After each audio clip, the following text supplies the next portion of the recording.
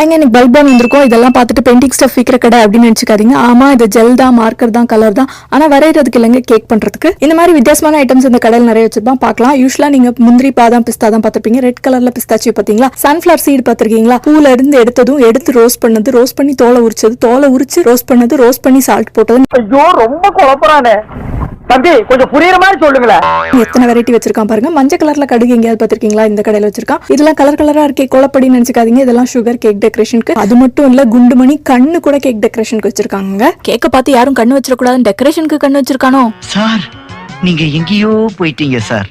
இது என்ன கருப்பா நீளமா ஊசி மாதிரின்னு பாக்குறீங்களா? இதுதாங்க ஒயில்ட் ரைஸ். எவ்வளவு பெருசா இருக்கு பாருங்க. இந்த அரிசியை வேக வச்சு சாப்பிடணும்னா வாய் எவ்வளவு பெருசா இருக்கணும். யாரா இவன்?